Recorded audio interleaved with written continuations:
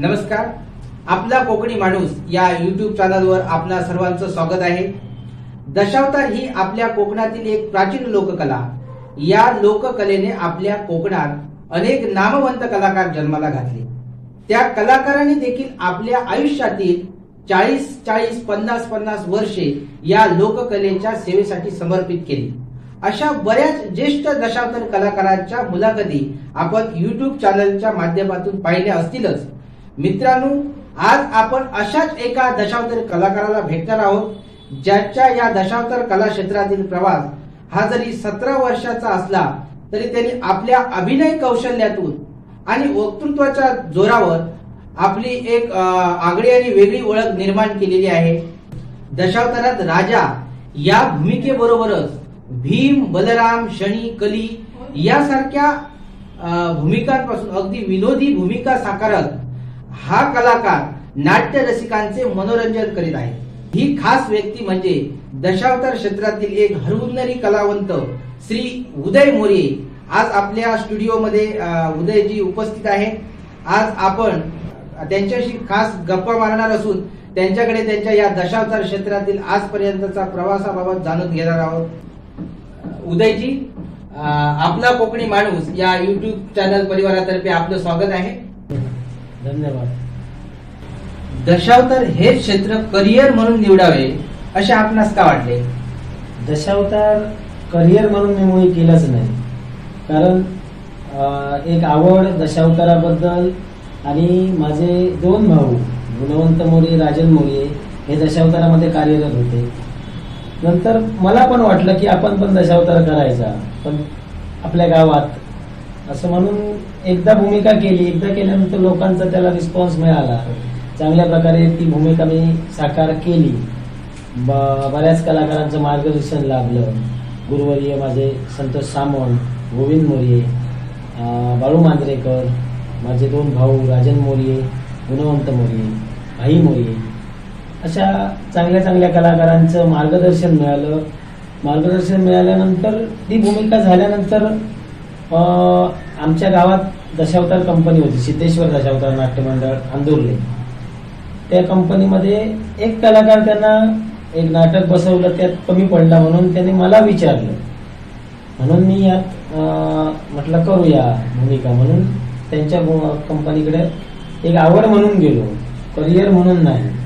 कारण काम करायचं, सेंटरिंगची कामं मी करायचो, त्यामुळे काय दशावतारावर एवढी करिअर करण्या एवढा की माझे स्वप्न पूर्ण होईल असं मला नाही वाटलं होतं। मी दशावतारात येऊन आता चांगल्या चांगल्या कंपनीने महत्वाच्या भूमिका करेन असं मला कधीच वाटलं नव्हतं। पण मी त्या भूमिका माझ्या सहकलाकारांच्या साथीने, गुरुवर्यांच्या मार्गदर्शनाने, प्रेक्षक वर्गांच्या आशीर्वादाने मी साकारलं। म्हणजे आणि नंतर मग आवड होती, मग आवडीचं रूपांतर ते करिअर मध्ये झालं आणि आज मी चांगल्या कंपनीमध्ये कार्यरत आहे। हा, मुळात म्हणजे तुम्ही हे करिअर न निवडता ही स्वतःमध्ये असणारी आवड आणि या आवडीच्या माध्यमातून तुम्ही या क्षेत्रामध्ये आलात आणि त्या क्षेत्रात आल्यानंतर तुमचं हे करिअर घडलेलं आहे असं त्याला म्हणतात। या क्षेत्रातील आपले मार्गदर्शक किंवा गुरु कोण? मार्गदर्शन महत्वाचं ज्यांनी मार्ग दाखवला ते माझे 2 भाऊ, आणि त्यानंतर मला माझ्या जीवनात गुरु म्हणून बरेच जण लाभले। चांगल्या चांगल्या कलाकारांनी मला मार्गदर्शन केलं। मोरेगावचे शंकर मोरे, आमचे बाळू मांजरेकर, गुरुवर्य संतोष सामंत, अशा चांगल्या चांगल्या कलाकारांचं मार्गदर्शन मिळालं। आणि मोलाचं मार्गदर्शन ज्यावेळी आपण एखादा वृक्ष लावतो, ज्यावेळी त्याला खत पाण्याची गरज असते, अशा अवस्थेत मी यक्षिणी दशावतारमध्ये असताना दत्तप्रसाद शेणई यांनी मला जबरदस्त मोलाचं मार्गदर्शन केलं आणि त्यावेळी माझ्याकडनं काही भूमिका करून घेतल्या। त्यांनी स्वतः अभिनय कसा करायचा, काय बोलायचं हे त्यांनी त्यावेळी सांगितलं। आमचे मोरेश्वर सावंत यांनी पण जबरदस्त मार्गदर्शन मला केलं, म्हणून आज मी कुठेतरी दशावतारात माझं करिअर करतो। राजा ही भूमिका प्रामुख्याने आपण साकारता, काय तयारी करावी लागते? राजाच अशी नाही, कुठची भूमिका करायची म्हटल्यानंतर पहिलं आधी अभ्यासू व्यक्तिमत्व, अभ्यास त्या भूमिकेचा करणं, नाटकातील असलेला संदर्भ आणि माझी भूमिका काय आहे याची सांगड घालून आपण लोकांपर्यंत चांगला मेसेज द्यायचा, चांगल्या प्रकारे आपली भूमिका साकारून लोकांना ती आवडली पाहिजे, नाटकाला ती साजेशी असायला पाहिजे. कुठचीही भूमिका करायची म्हटल्यानंतर ते आव्हानच असतं, कारण हजारो माणसांसमोर बोलताना एकही शब्द असा वाह्यात जाऊन बाहेर जाऊ नये याची दक्षता घ्यावी लागते. कारण आता या सोशल मीडियाच्या द्वारे काही वेळा कॅमेरे समोर चालूच असतात. अशा अवस्थेत आम्हाला भूमिका करायची असते. समजा विनोदी भूमिका मी केली आणि विनोदी भूमिकेत जर एखादा अश्लील शब्द गेला तर तेवढाच शूट करून तो माध्यमातून तो लोकांपर्यंत पोहोचवला जातो आणि त्याचे पडसाद वेगळ्या तऱ्हेने उमटतात. लोकांना माहीत नसतं की तो बाबा चुकून शब्द गेलाय किंवा काय, पण ते जाणून बुजून केलं गेलं असं म्हटलं जातं. पण कुठचाच कलाकार हे जाणून बुजून कधी करत नसतो. म्हणजे राजा या भूमिके व्यतिरिक्तही तुम्ही भूमिका साकारता हे स्पष्ट आहे. हो, म्हणजे विनोदी भूमिका सुद्धा तुम्ही करता. याच्या व्यतिरिक्त अजूनही कुठली भूमिका करता? मी आतापर्यंत दशावतारामध्ये माझी सुरुवातच स्त्री पात्र म्हणून, नंतर खलनायक केला. खलनायकाला माझा आवाज तेवढासा पुरेसा नव्हता, म्हणून मग काही कलाकार म्हणायला लागले की तू राजा ही भूमिका करून घे. मी दशावतारामध्ये विनोदी भूमिका, खलनायक, स्त्री पात्र, नारळ, राजा, विनोदी भूमिका या साऱ्या भूमिका मी केल्या, पण मार्गदर्शन घेऊन केल्या. आपण विनोदी भूमिका सुद्धा साकारता. राजा आणि विनोदी भूमिका ह्याच्यामध्ये आव्हानात्मक भूमिका कुठली? भूमिका आधी साऱ्याच आव्हानात्मक असतात, पण राजा ही भूमिका करत असताना आपली असणारी भाषाशैली, पुराण आधार यानुसार तुम्ही बोलू शकता. पण विनोदी भूमिका म्हटल्यानंतर लोकांना हसवणं, तेवढ्याच पद्धतीनं आपले असणारे अभिनय साकारणं, तर अभिनयातून लोकांना हसवणं, बोलण्यातून लोकांना हसवणं, या गोष्टी होत असताना एका गोष्टीचं भान राहायला पाहिजे की आपण लोकांपर्यंत चुकीचा मेसेज किंवा समोर आपल्या नाटक बघायला काही बायका मंडळी असतात त्याचं भान ठेवून आपण ती विनोदी भूमिका करायची असते, म्हणजेच आव्हानात्मक ती भूमिका होऊ शकते. कारण एखादा अश्लील शब्द गेला तर त्यांना खाली मान घालावी लागणार नाही, याची काळजी प्रत्येक कलाकारांनी जीवनात घ्यावी. आता जवळजवळ या क्षेत्रामध्ये तुम्हाला 16-17 वर्ष या क्षेत्रामध्ये तुम्ही आहात, तर या क्षेत्रामध्ये येताना याची सुरुवात कशी झाली? म्हणजे कुठल्या मंडळातून वगैरे? अनेक मंडळे या ठिकाणी दशावतार मंडळे आहेत, तर त्यात तुमची सुरुवात कशी झाली? मी सिद्धेश्वर दशावतार नाट्य मंडळामध्ये मी सुरुवात केली. आमच्या आंदुर्ल्याचं मंडळ होतं. आम्ही सगळेच कलाकार आंदुर्ल्यातले जवळ होते. बाहेरचे दत्तप्रसाद शेने वगैरे यायचे आम्हाला मार्गदर्शन करायचे. नंतर एक म्हणता यक्षिणी दशावतार, मोरेश्वर दशावतार, ओंकार नटेश्वर दशावतार, तेंडोलकर दशावतार, रामेश्वर दशावतार, असं करत करत मी अमृतनाथ कंपनी पर्यंत पोहोचलो. आणि अमृतनाथ कंपनीत मी स्वतः पहिलं कथालेखन केलं आणि ते कथालेखन केल्यानंतर मग मी कथालेखन करायला त्या कंपनीकडे शिकलो. अमृतनाथ दशावतारमध्ये पहिलं नाटक मी संत भानुदास यांच्यावर आधारित एक नाट्यप्रयोग मी पहिला लिहिला. त्याच्यानंतर माझी सुरुवात झाली दशावतारामध्ये. मी लहान अशा नाटकं लिहायला सुरुवात केली. नंतर मी वालारुकर दशावतारामध्ये मालक नाथा नालम यांनी माझ्याशी संपर्क साधला आणि मला म्हणाले की एक दिवस तरी आमच्या मंडळामध्ये तुम्ही 1 वर्ष ठरा, असं ते म्हणाले. आणि ती सुरुवात मी वालारुकर दशावतारामध्ये केली. आणि माझं एक स्वप्न पण होतं की मी ज्यावेळी दशावतारामध्ये आलो त्यावेळी आवडती कंपनी माझी म्हणजेच वालारुकर दशावतार. वालारुकर दशावतार कंपनीशी आमचे संबंध चांगले, माझे संबंध चांगले असायचे. आणि एक स्वप्न होतं की मी पारंपरिक मध्ये जो जाईल तो पहिला दशावतारा भूमिका मी जी करेन ती वालारुकर दशावतारामध्ये. आणि माझ्या योगायोगाने माझ्या जीवनात तो योग चालून आला आणि मी मागचा पुढचा विचार न करता काम मी बंद केलं. सिल्किंगचं काम करायचं बंद केलं आणि वालारुकर दशावतारमध्ये मी कार्यरत झालो. तिथं 2 वर्ष मी माझ्या भूमिका केल्या. नाटकं लिहिली मी स्वतः.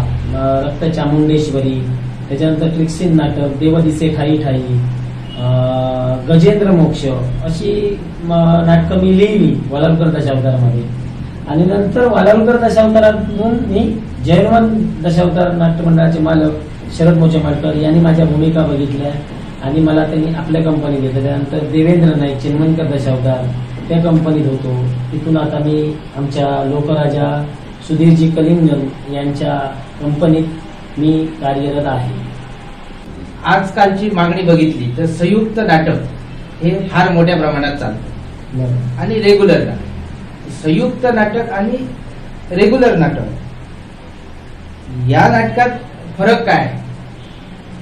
दशावतार म्हटल्यानंतर पहिली गोष्ट आधी प्रबोधन.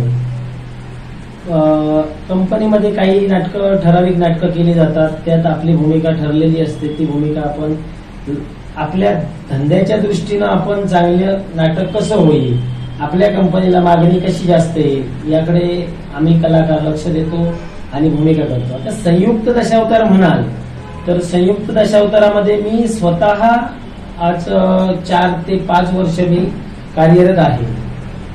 4-5 वर्ष मी माझ्या भूमिका मी लोकांपर्यंत देतोय. ज्यावेळी दशावतारात कुठचीही गोष्ट म्हणजे आव्हान, संयुक्त दशावतार बघण्याचा दृष्टिकोन लोकांचा वेगळा आहे. काही जणांची मानसिकता वेगळी आहे की आपण दुसऱ्याचं खालीपण केलं याचा अर्थ आपल्याला कोण मोठं म्हणतील असा होत नाही. आपण एखाद्या प्रवेशातूनही आपण लोकांसमोर आपलं नाव मिळवू शकतो. मी आता नितीन आशेकर वादळ निर्माण झालेलं माहिती आहे तुम्हाला सर्वांना. नितीन आशेकर समोर मी 1 तास उभा राहिलो, 1 तास मी भूमिका माझी केली. विरोधात माझ्या नितीन आशेकर विरोचन या भूमिकेत होते आणि मी यमधर्म या भूमिकेत होतो. त्यावेळी दशावतारामध्ये माझं नावही नव्हतं की दशावतारामध्ये मी त्यावेळी अमृतनाथ दशावतार नाट्य मंडळामध्ये कार्यरत होतो. पारंपरिक मध्ये नाव नव्हतं तरी सुद्धा लोकांनी हेरून मला बोलवलं की तू करू शकतोस काय. म्हटलं ठीक आहे, आपल्याला काय, आपण आपली भूमिका लोकांपर्यंत चांगल्या दर्जाने पोचवायची हे एकच उद्दिष्ट होतं. आणि संयुक्त दशावतार बघण्यामागचं कारण काही जे प्रेक्षक वर्ग जे नाटक ठरवतात याचा अर्थ असा होतो की कलाकाराची विद्वत्ता बघली जाते आणि विद्वत्ता बघण्यासाठी हे संयुक्त दशावतार केलं जातं. कुणाचंही कमी जास्तपणा केला जात नाही.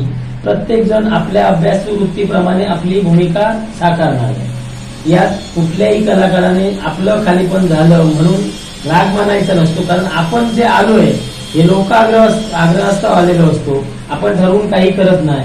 अर्ध्या तासात आपल्याला कथा सांगितली जाते, त्यानंतर आपण भूमिका जर करतो तर त्या भूमिकेत समजा एखाद्या कलाकाराने आपल्याला प्रश्न विचारला आणि त्या प्रश्नाचं उत्तर आलं नसेल तर त्यात आपण आपलं कमीपणा आपण कमी कुठं पडलो हे आपण शोधायचं असतं. पण त्या कलाकारावर तुम्ही नाराज होऊ नका किंवा त्या कलाकाराला तुम्ही दोष देऊ नका. त्याने अभ्यास त्या दर्जाचा केला म्हणून त्यानं विचारला. तर दत्तप्रसाद शेनाई म्हणा, आशियेकर म्हणा, नारायण आशियेकर, मोरेश्वर सावंत, बाबा मयेकर, दशावतारी खलनायक पप्पू नांदोसकर असे कलाकार जे आहेत ते जबरदस्त अभ्यासू वृत्ती आहे त्यांची. आणि त्याने प्रत्येक भूमिकेवर अभ्यास केलेला असेल. कारण त्याने जेवढा अभ्यास केला तेवढा अभ्यास आमचा नाही हे आम्ही जाहीर सांगू शकतो. पण आमचं एक भाग्य आम्ही समजतोय की अशा कलाकारांबरोबर आम्ही भूमिका करतोय, आम्हाला ती संधी मिळते. ही आमच्या रसिक प्रेक्षकांची आमच्यासाठी असलेला तो आशीर्वाद आहे असं समजून आम्ही भूमिका अशा एका दिग्गज कलाकारांसमोर आम्ही आमची भूमिका करतोय. म्हणजे संयुक्त नाटक म्हटल्यानंतर निवडक कलाकार घेतले. आपणही संयुक्त नाटकामध्ये बऱ्याच प्रमाणात आम्ही तुम्हाला बघितलेलं आहे, तुम्ही असता. मग हे जे भूमिका आहे संयुक्त नाटक म्हटल्यानंतर निवडक कलाकार तिथे घेतले जातात आणि ते निवडक कलाकार घेतल्यानंतर समोरचा कलाकार कसा कमी पडेल, कसं पाळता येईल याकडे दुसऱ्या कलाकाराचा जास्त लक्ष असतो आणि त्याच्या माध्यमातून आपली भूमिका जास्तीत जास्त चांगल्या प्रकारे व्हावी म्हणून जे काय वादविवाद केले जातात आणि ते वादविवाद केल्यानंतर बऱ्याच कलाकारामध्ये म्हणजे वादविवाद झाल्यानंतर त्याबद्दल तुमचं मत काय आहे? एखादा प्रश्न आपण एखाद्या कलाकाराला केला आणि त्याचं जर उत्तर आलं नसेल तर त्या कलाकाराला तिथंच थांबवून ठेवणं हे आधी चुकीचं आहे. कारण प्रत्येक कलाकार फक्त आपल्या नावासाठी करत असतो. 500-600 रुपये नाईट, या नाईट मध्ये दशावतारी कलाकार आपलं जीवन घडवत असतो. आणि या जीवन प्रवासात प्रत्येक कलाकाराला पुस्तकं घ्यायलाच शक्य होईल असं मी म्हणत नाही. कारण बरेचसे कलाकार आहेत जे दशावतारी भूमिका साकारल्यानंतर त्यातनं जो काही नफा होईल यावर संसार सुद्धा चालवणारे कलाकार आहेत. ज्यांच्याकडे जोडधंदा नाही, जे दशावतारावर अवलंबून आहेत, अशा कलाकारांना पण बाबा प्रश्नाचं एखाद्या उत्तर आलं नसेल तर त्या प्रश्नाला उत्तर त्यानं नंतर शोधावं. पण त्यावेळी तरी त्या कलाकाराने उत्तर मिळालं नाही याची जाणीव लोकांना करून देता उपयोगाची नाही. तुम्ही नाटक म्हणून करता, तुम्ही प्रबोधन म्हणून करतात. आपली कला दशावतार आपलं उच्चतम शिखरावर जर जायला हवं असेल तर एखाद्या कलाकाराने हेही लक्षात घ्यायला हवं की आपण जर नाटक चांगलं केलं तर दशावतारी कला आपली टिकणार आहे. कलाकाराला सांभाळून घेतलं तर तो कलाकार परत दुसऱ्या नाटकामध्ये जोमाने भूमिका करेल किंवा एखाद्या आयोजकानं बोलवल्यानंतर तो न घाबरता, न मनात काही संकोच ठेवता तो भूमिका करायला जाणार आहे. याची सुद्धा प्रत्येक कलाकाराने जाणीव ठेवायला हवी. नाटक समोरच्या कलाकाराचं पाडाव खाली उतारपणा केला म्हणूनच आपली भूमिका साकार होते अशातला भाग नाही.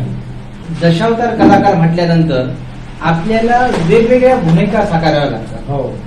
आणि यापैकी तुम्ही यम, कली अशा अनेक प्रकारच्या भूमिका तुम्ही केलेल्या आहेत. ह्या भूमिका करीत असताना आपली आवडती भूमिका कुठली आहे? दशावतारात आवडती भूमिका बलराम.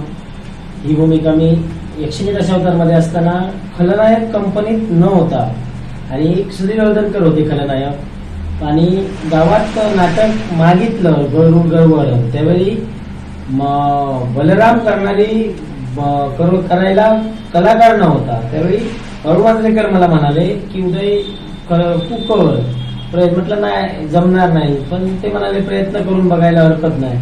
म्हणून मी प्रयत्न केला आणि त्यानंतर मग आवड निर्माण झाली. खलनायक करतो.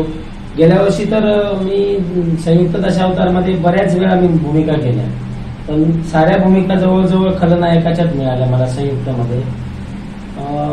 चांगले एक आदर्श डोळ्यासमोर ठेवून कलाकारांचा आपण आपली भूमिका करायची हा एक हेतू.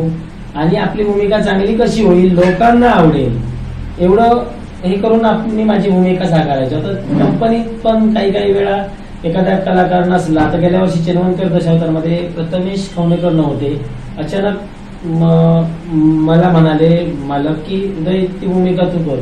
अक्षरशः त्या नाट्य प्रयोगात खलनायकच महत्वाचा होता आणि ती खलनायकाची भूमिका मी केली, प्रयत्न केले, लोकांना आवडली, झाली चांगली. म्हणजे तुमची आवडती भूमिका बघितली तर बलराम ही आहे.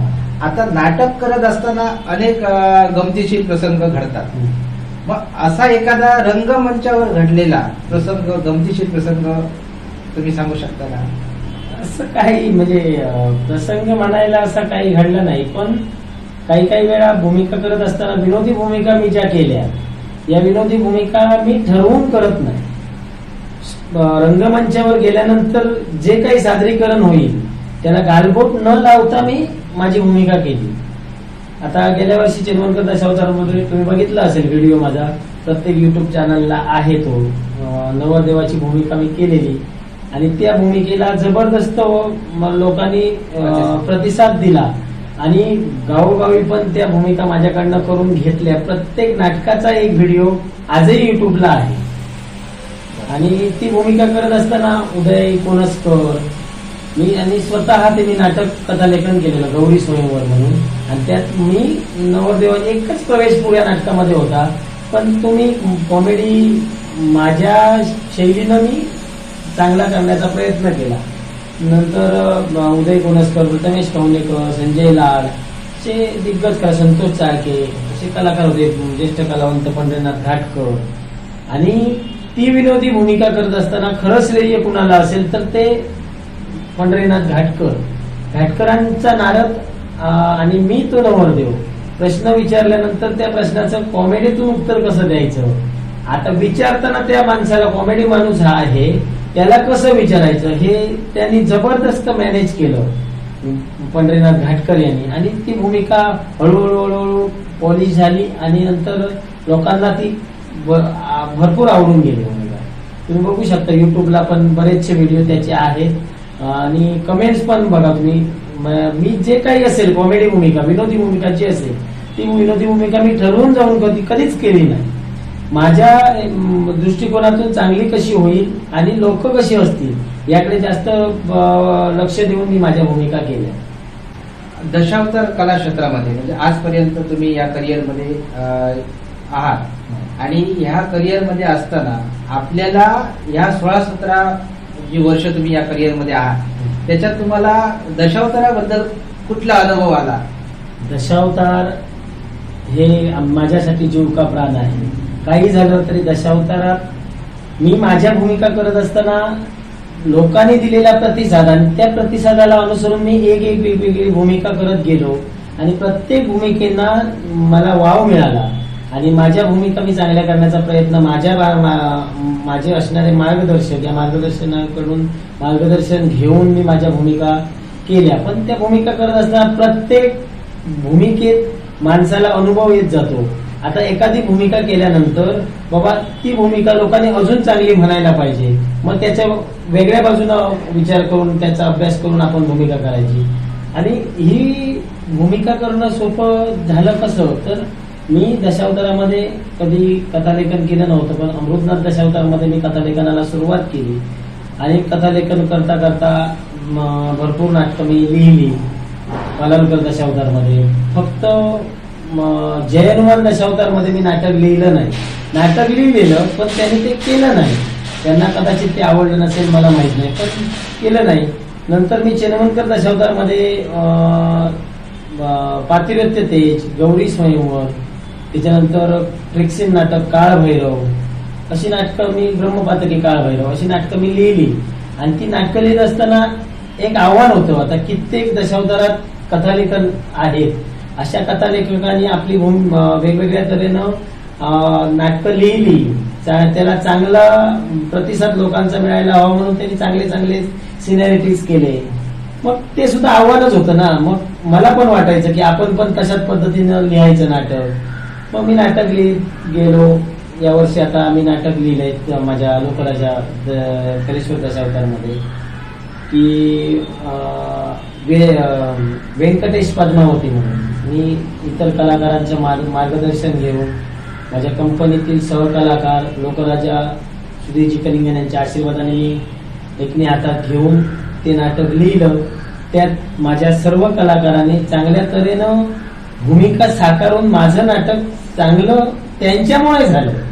मी माझ्या कलाकारांचे आभारी आहे, कारण मी लिहिलेलं नाटक कुठंतरी फेल गेलं असतं तर मालकाचा पण खर्च फुकट गेला असता. कारण ट्रिक्सिन नाटक म्हटल्यानंतर 50 ते 60 हजार रुपये त्यांना तो सेट उभा करीपर्यंत लागतात. हा, मग ते 50 हजार रुपये माझ्यामुळे कुठंतरी वाह्यात जाऊ नये.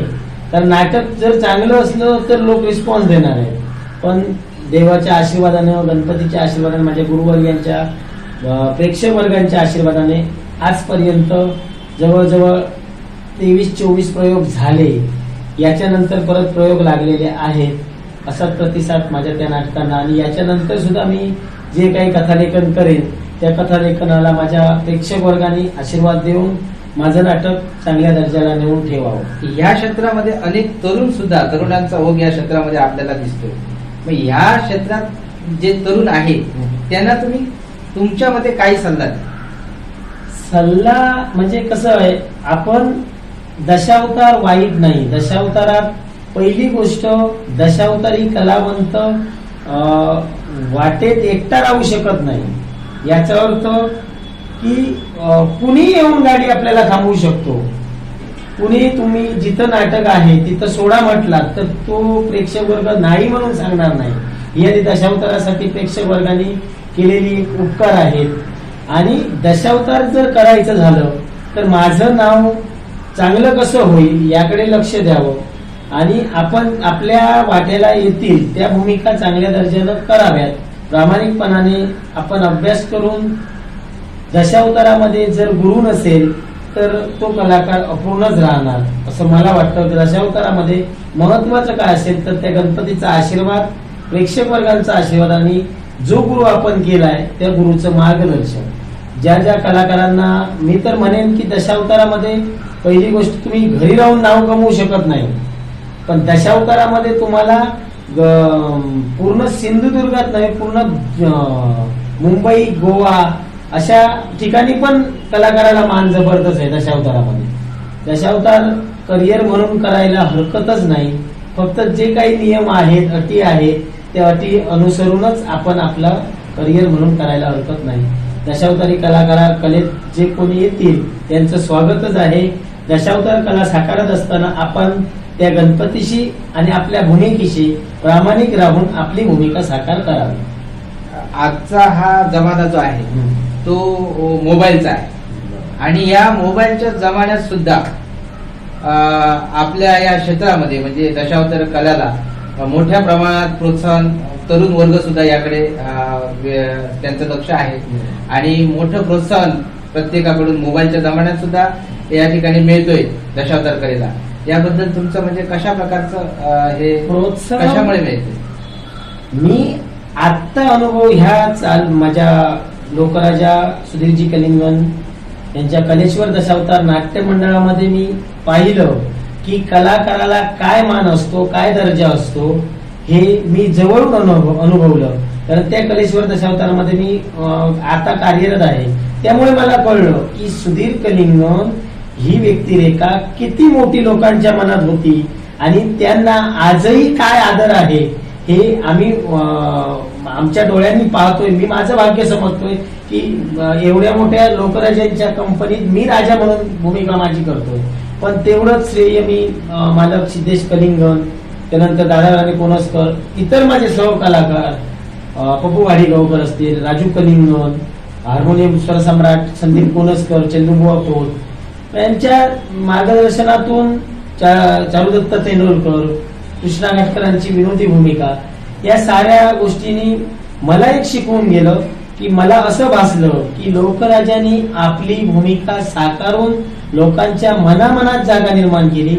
अक्षरशः मुंबईत मी पाहिलेला अजिंक्य तारा नाटकातील प्रेक्षक वर्ग, तुम्ही व्हिडिओ बघा, युट्यूबला व्हिडिओ आजही आहे, पाऊस लागत होता आणि अशा पावसात लोक नाटक बघत उभी होती.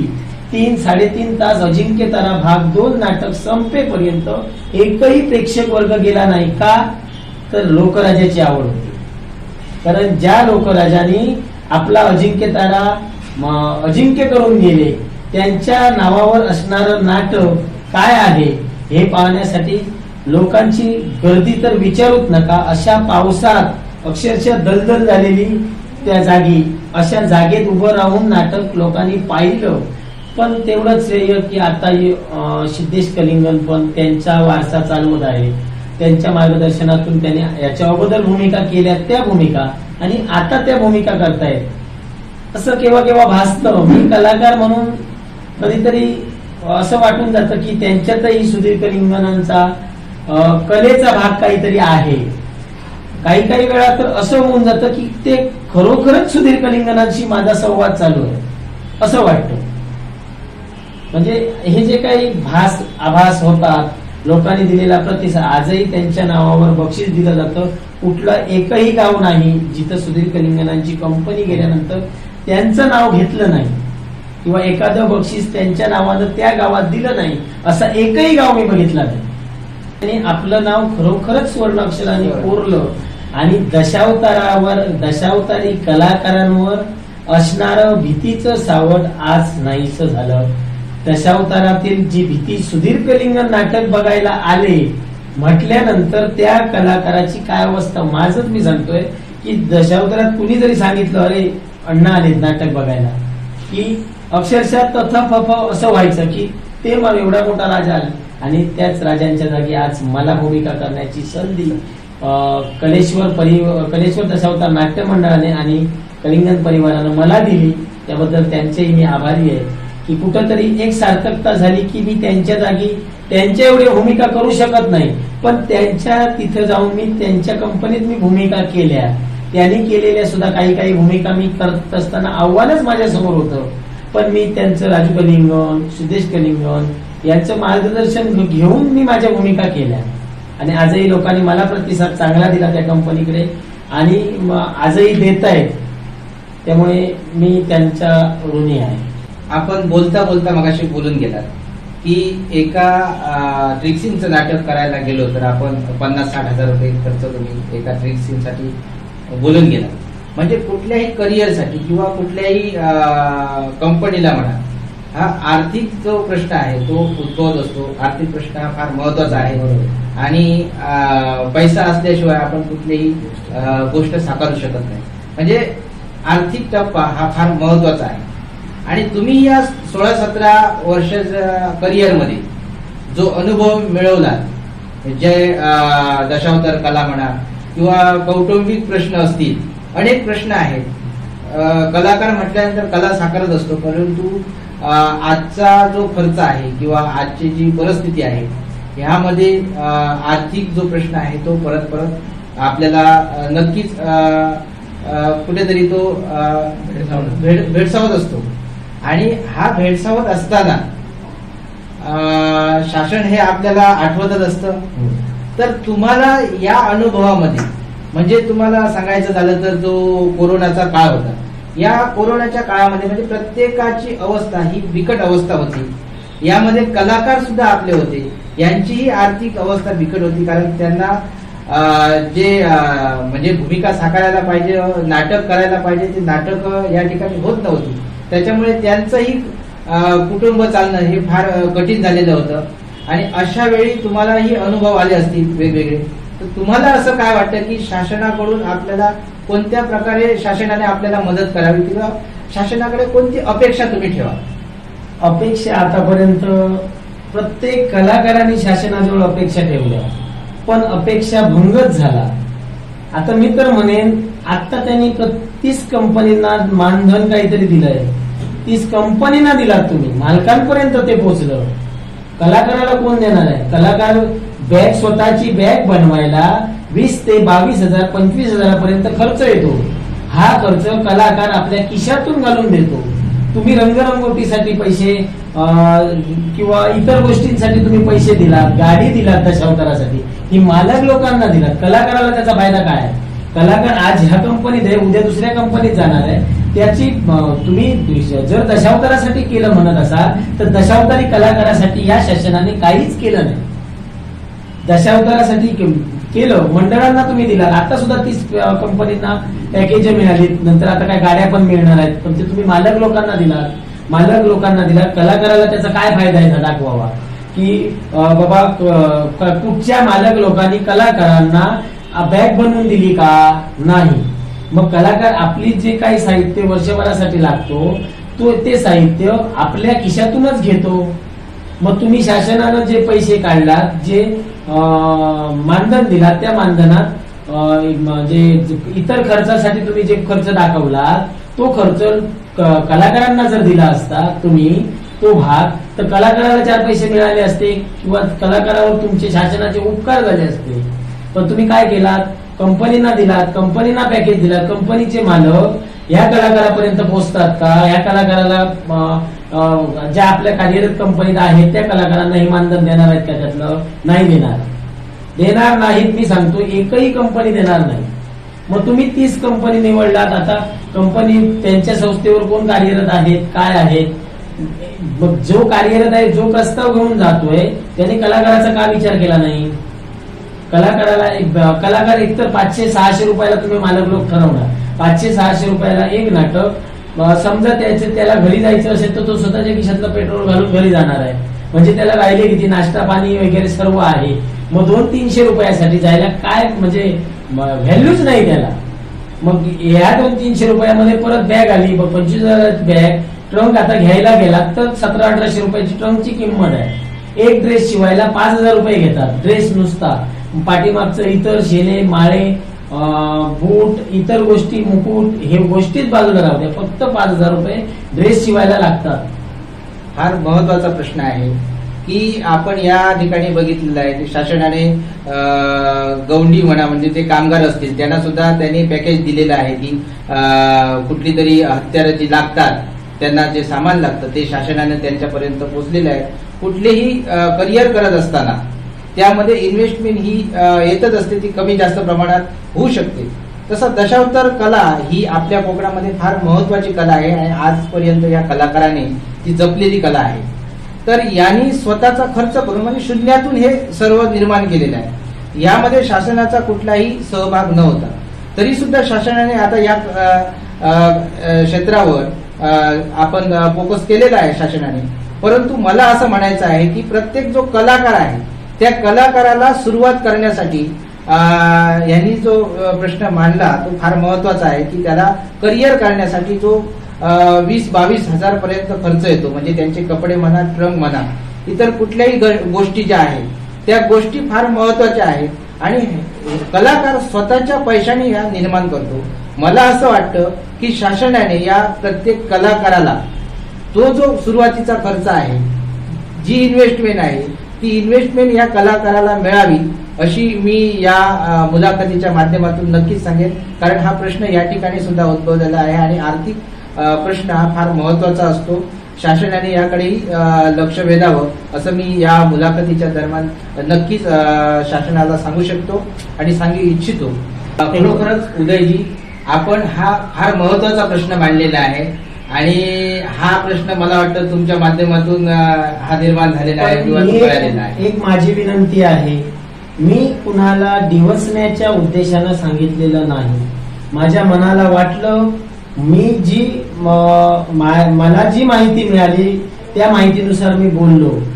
कुठची 30 मंडळं असतील मला माहित नाही, पण जी मंडळं आहेत त्या मंडळांनी आपल्या कलाकारांचाही विचार करावा. जर शासन करत नसेल तर तुम्ही मालक लोकांनी तरी त्या कलाकारांचा विचार करा.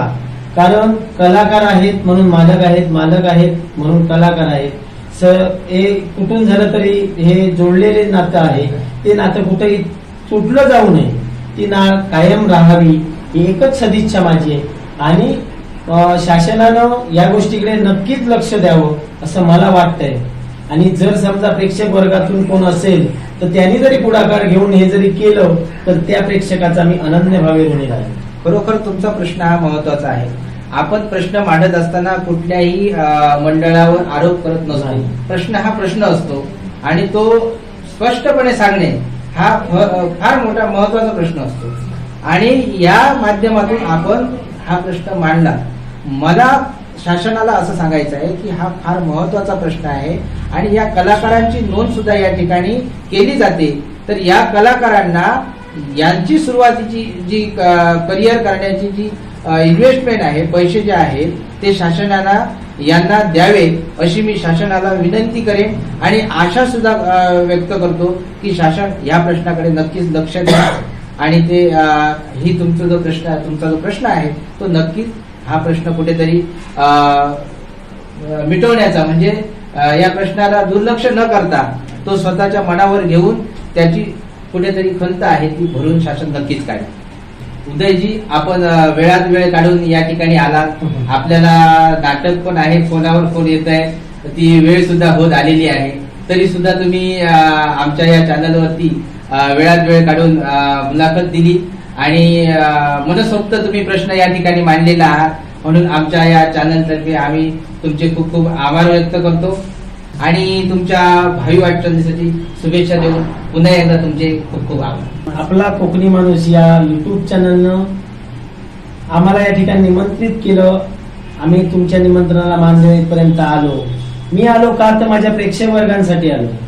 कारण प्रेक्षक वर्गांपर्यंत हा आवाज जाणार आहे आणि प्रेक्षक वर्गांसाठी आलो. तेव्हा मी माझ्या प्रेक्षकाला मानाचा मुजरा करून माझ्या गणपती चरणी नतमस्तक होऊन आपला कोकणी माणूस या युट्यूब चॅनलचे आभार मानून इथंच थांबतोय. जय गणेश.